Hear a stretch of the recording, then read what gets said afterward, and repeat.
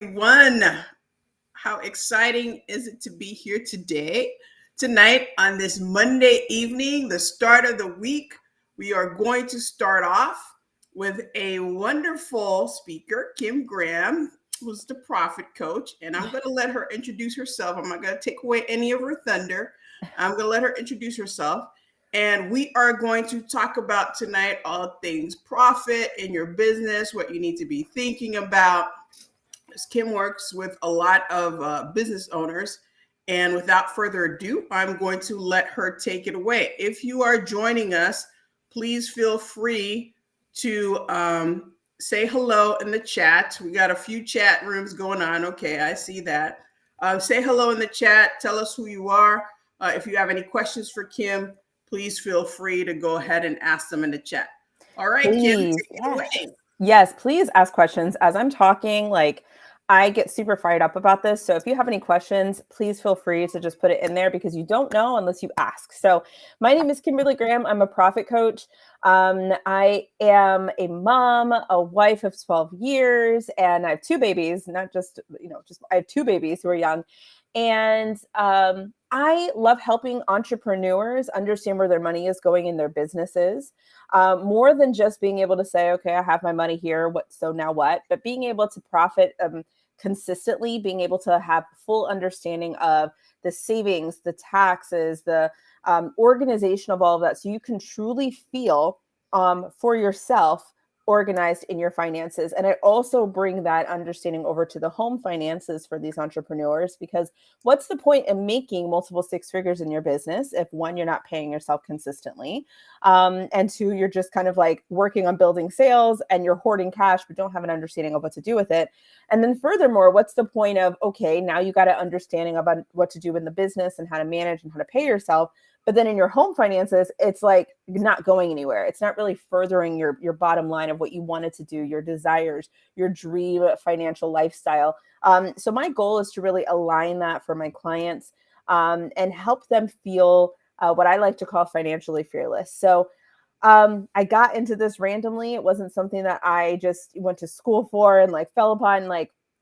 I'm a teacher by trade, as is my husband, and we both had $76,000 of student loan debt. It was all his debt. It was $76,000, and we really had to come together to figure out how to talk about money and how to manage our money. Fast forward, we paid it off in 28 months. That was like a long time ago. And at that point, that was my first experience with winning with money, with realizing that, oh my goodness, if we talk about it, if we learn the ways that make sense for us, we can actually make money do whatever we want. I'm the boss, not the money. Isn't that amazing? And from that point on, I decided to say like, oh, okay, what would happen if I stayed home with our first baby? What would happen if I went and did a business? What would that look like? And so the understanding of what I did with my home finances and paying off this debt translated over to the business side of things, where I saw so many entrepreneurs talking to me about how they built their six-figure, multi-six-figure businesses. But when I asked them about profit, when I asked them about their savings, when I asked them about these things, they had no idea about investments, no idea about how to make sure they were paying themselves properly. And that's when I kind of had this fire lit within me that I was like, you have to know. It's not okay. So that's like my story in a nutshell. Yeah, that's me. Oh my gosh. So, two babies. I know being a mom and an entrepreneur is definitely, a challenge in and of itself to keep balance. But you were $76,000 in debt and you managed to turn that around. So, tell us a little bit about how you help businesses and how you were able to do that. Because as people know, I am more, hey, Nichelle. Hey. Um, as people know, I am more on the personal finance side of things, whereas Mhm. you deal with the business. So, talk to us a little bit about what should we be looking at as entrepreneurs in our businesses. A lot of Yeah. times, we don't pay ourselves. Then there's the tax factor. What are some of the key things that we can do to kind of get us to the point where we can instill that discipline to pay Mhm. ourselves and pay Uncle Sam? Exactly. Yeah, and that's a great question. And I think it really goes down to like Simon Sinek talks about your why, but like truly really think, what is the goal for your business? Do you want it to be a corporate entity where you have a brick and mortar? Do you want it to be completely online? Do you want it to be Do you want to have staff? Do you want to have, several people working with you? If that's a goal of yours to have that type of like business, it is so important that from the first sale you make, you are managing that money as if it was a $10,000 check, a $100,000 check. You need to manage it that seriously. So what I tell my clients to do is to make sure they have, I follow Profit First. It's a really great book if you haven't read it. And that's kind of where I start my philosophy off. And then I kind of like will make caveats depending on what's important to my clients and give them kind of a value-based budget for their business. But what I have them do is I have to have them make sure that every single dollar they bring in, I don't care how big or how small it is, you've got to make sure you follow this funnel, so to speak, of, Plinko, right? Like in The Price is Right. That's kind of Yes, what I see it. where you put the thing down and it goes down like this until it hits a Mm-hmm. number on the bottom. Yes. That is exactly what I think in my head, where I'm like, the money comes in and then you already have these designated funnels for it to go to. It's just rinse and repeat. There's no like if, ands, or buts about it. So you have one pot that's for like your actual owner's draw. That's what you pay yourself. That is your check. And some people like to talk about like schedules, like how often should I do this? At first, do it every other day. Like, I'm not even joking. Every single time something comes in there, you are treating it as if it's your payday. And once you kind of get a little used to it, you can do it once every other week. But you want to treat your business like a business. So you put something in there so that you can give to owner's draw. You put a percentage aside so that you can say this goes towards my taxes, and it's a separate savings account that just builds. Now, as far as the percentage of that, that is the one caveat that I will say you need to make sure you have someone on your team. We talk about financial teams all the time, I think, in our profession, because there is no one person that's going to be able to take care of all facets of this, right? So it's important, if you want to be able to step toe to toe with your CPA and truly understand what they're talking about, you have to do the work of understanding that your back office and how you manage your money. So when you talk to your accountant, your CPA, your bookkeeper, all that stuff, they will kind of give you a good percentage of what you should put down in taxes. So every single time you get money coming in from a sale, you put that percentage away for taxes and you don't touch it until it's tax season. There's another percentage that you can put aside for operating expenses. The operating expenses are important because what a lot of entrepreneurs do is they rely on credit, which there is a time and a place for leveraging credit. I think there's lots of amazing opportunities out there for businesses who are just growing. However, when we rely completely on credit, we know how this works. We see how we see the national debt. Like we know how this works, right? It's just going to continue to move and move and move. You don't want to be in that position. Be a smart business owner. So make sure that you're building an operating expense account that continues to grow. And that's going to help you understand how much your business can hold or withstand in cash. I like to be able to be at least 2 to 3 months ahead of my business expenses, even if they're routine, like $10. Like, if I want to be so far ahead so that I can be completely in my zone of genius of serving my clients. So being able to do that is really great. It's also nice that if I have I don't even want to call it a slump, because I think in entrepreneurship, you're going to have moments where you're like, I just need to step back and recalibrate. I think Gonna that's burn it important. all down. Yes. Yeah. You need to have those moments where you're like, I'm done. F this. I'm finished. So you need to have that time to step back and at least know everything, all the bills are taken care of. I don't have to Now, worry about that. Kim, Yeah. what do you tell entrepreneurs that are in that growth phase, right? And they're kind of piecing together, know they have a certain amount of expenses, but that revenue is, kind of light. You're in that slump, but that Mm-hmm. revenue is not really offsetting the expenses. So what do you tell an entrepreneur that's kind of in the growth phase where their expenses may be outpacing their revenue? What Mm. type of advice would you give to them, and what type of structure can they put around their finances to Mm-hmm. instill that discipline so that when the revenues start to flow in, they're in a good place? That's a very good question, because what I just explained is beautiful if you have a consistent stream of revenue. Yes. So if you're first starting out, right, and you're like, oh my goodness, my expenses are big, the first thing is look through your expenses, like on a real level, like, okay, what do I absolutely need for my business to run? I was definitely in a situation similar to this when I first started. I was barely making like $250 to $500 a client, and I was not taking in many clients, and I just signed on for an $8,000 coach to be my business coach. So I'm like, oh my gosh. So what I did was I focused on VIP days, any way that I can get quick cash. So VIP days, something that was quick. If I could speak somewhere, if I could do something, I really focused my energy on those things. One, it was helpful to be able to talk to a lot of different clients. Two, it was able to give me a lot of extra income. And I threw that at making sure that I could pay off, um, this expense that I had committed to, because I wanted the knowledge, but I also needed to make money, and I would feel better if it was done and paid off, so then I could truly be focused. And from that point on, then I went through the whole like Plinko, as I said before. Something else that I might say to a client is, like, I think it's important to talk to the people, negotiate. If you're like, hey, this is where I'm at in my business, I'd like to be able to cut my bill in half, or make some type of a negotiation so that you can make your bill smaller. That's another option.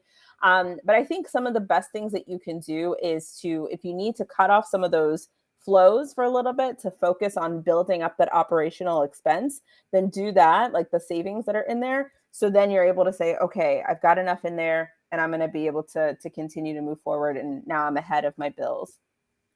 Great. Now, let's talk a little bit about your experience in terms of, you talked about you were $76,000 in debt.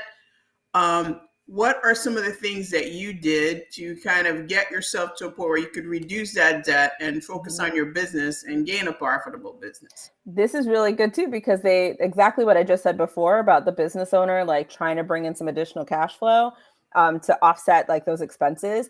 The reason why I kind of have an understanding of like those I guess avenues is because of my experience paying off our $76,000 of debt.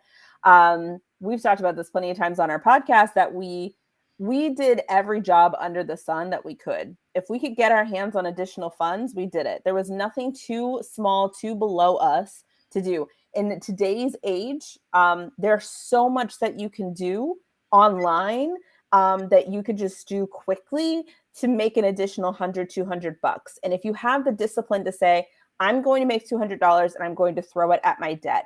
To you, it might seem small and you might be like, what's the point? But you're not seeing the bigger picture, right? Water can go through like metal because it's being consistent, right? So you need to be consistent and saying, I'm bringing in cash, it's flowing directly towards that, because the quicker I can get rid of that, the quicker I can get to my ideal lifestyle.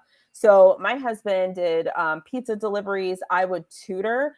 I would go to babysit. I would house sit. I would dog sit. There were times I would clean my local church and say, do you need help with anything? I'm willing to help. Just put me on payroll, right? Or put me on the hourlies. I'm there. I was sweeping the church. I was cleaning. Like, I was doing all the things. If there was ever an opportunity, and at the time I was teaching, if there was ever an opportunity in my place of employment that they had, hey, we just need an extra couple of hours for some people, we'll pay you, I was there. Like, I wanted that money so badly, because I knew that if we could get rid of this, we would be able to live our ideal lifestyle forever. Like, when you really think about the fact that if I can get out of this, I get to live the life however I want to live forever. Like, I'm not going to get in the situation again. That's how bad we want it out. So yeah, like, find any opportunity that's around you to just make that extra cash. I'm not trying to, like, so many people are like, oh, well, it's not in my line of business, or it's a little bit outside of my niche. I don't care. I want the money to get out of the debt so then I can be more focused. I can afford to be focused on my business and moving it forward.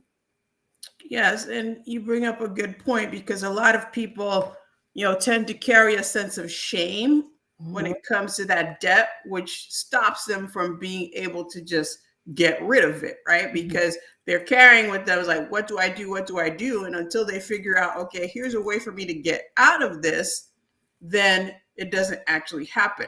But realizing that, you give some good advice. And Rebecca says in the chat, I like that advice about bringing in extra cash, because you don't necessarily have to think of it as traditional, oh, I'm not going to go work at Macy's type of thing. But no, whatever you got to do to eliminate that debt, to your point, really allows you to live a life that you enjoy. One of the things that I preach about is financial wellness being associated with living a life that is more than just paying bills. It's living a Mm-hmm. life to do the things that you want to do and to have the money. You got to have the money. A lot of these things cost money. Yeah, you want to go take a walk in the park, may not cost you much money, but Mm-hmm. if you want to go take a trip to Costa Rica, you need some money. We So, need some money. Yeah. yeah, so being able to have that money is very important. So, tell us a little bit, Kim, in terms of, businesses and setting up. So, you said that you go by profit first. Mm-hmm. So, tell us a little bit about that. So I know I mentioned like again, going back to Plinko, I think that's the visual we're going with here. That's kind of how I set things up. So I go into my local bank. I try to find a bank. This is a really good tip for any person who's looking for banks, either in their business or in their personal. I try to find banks that have no minimums and have no monthly fees, because why am I going to pay you to hold my money? No, thank you. I want my money working for me as much as possible. Um, I find so much discrepancy sometimes with the banks and how their interest rate works versus if you get like a credit card. It's so interesting, but that's a whole nother rabbit hole I could go That's a down. whole nother topic. Yeah. That's a whole nother topic right there. But anyway, I try to find a bank that is basically fee free, no minimums. And I try to open at least 5 of them. So if I'm starting my business right now, I'd go to a Capital One. That's like my favorite one that I use. And I would open 5 bank accounts. If you're not into that and you're like, whoa, that sounds like a lot of like work, then I would go to like an Ally bank account, ALLY. Or I would go to what's it called? Blue Vine. I just opened a Blue Vine account actually because I was moving things over. Great accounts that really help and support the profit first method, where it's just one big account, but it has umbrellas underneath it. And it's not like a huge, like 5 different accounts. But anyway, all that to say, you would open those accounts. And like I said, every single time you get paid, you would just put the percentages where they need to go. And you would say, okay, this is where we're at right now. And that's kind of how you move through building your business instead of always relying on personal funds to make sure that ends are being met. There's a time and a place for that, but we don't want to stay there. So this is how we get out of that. Okay, perfect. So tell us a little bit, Kim, about what you do to help businesses. So for all the most ladies out there listening to this, as our financial empowerment community is all ladies. So Yeah. tell us a little bit about how you can help and what you have going on right now. Yeah, absolutely. So here's the thing that's interesting about the financial industry. You're going to have some people who are going to help you with the investment part of things, which is beautiful. I know that's what you do, Marina, and I think it's really great to help with the investing and how you manage your money, right? For the long term.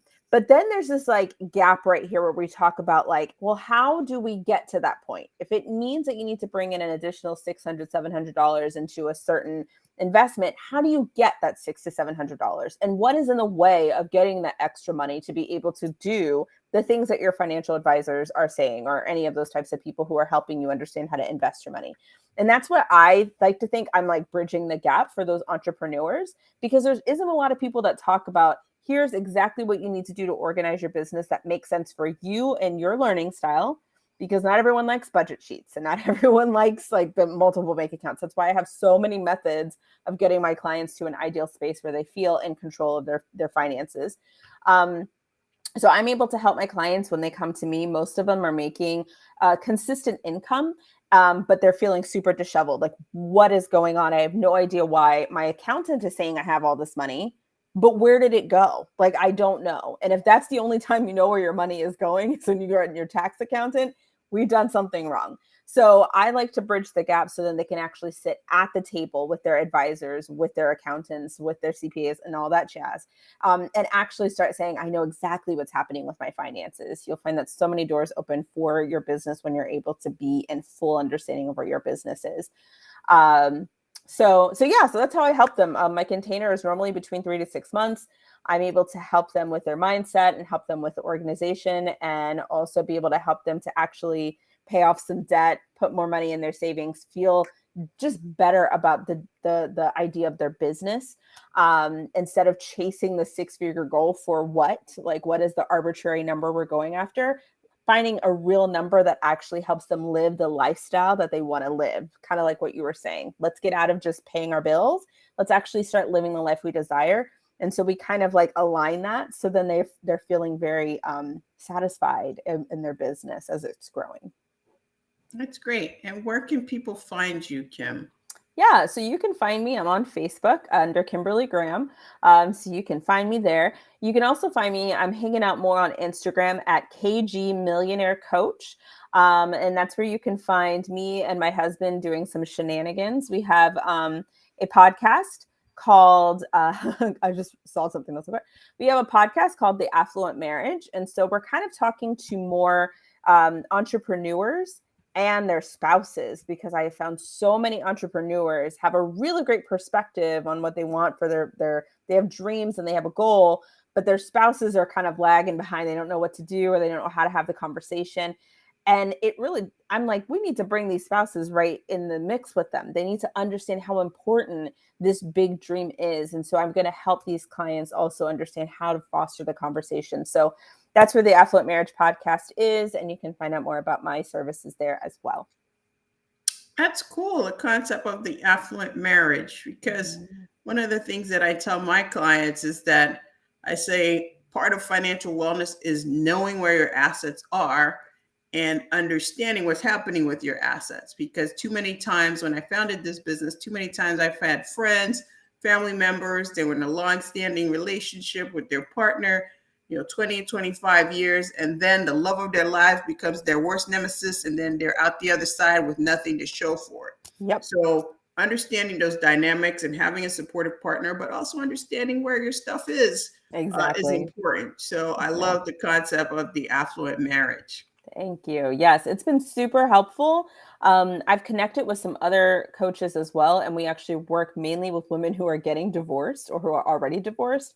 And you would be so surprised how many, you probably wouldn't be surprised, but how many women are like, I never knew what was going on with our finances. And now I'm doing this on my own and I have no idea where to start. I've never been taught.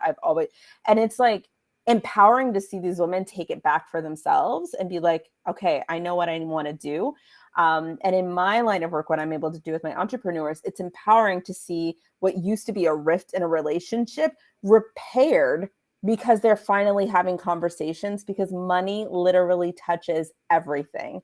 And if we can repair the conversation and like you finally have a supportive partner, you would be amazed at how it repairs so many other conversations you might have with your spouse.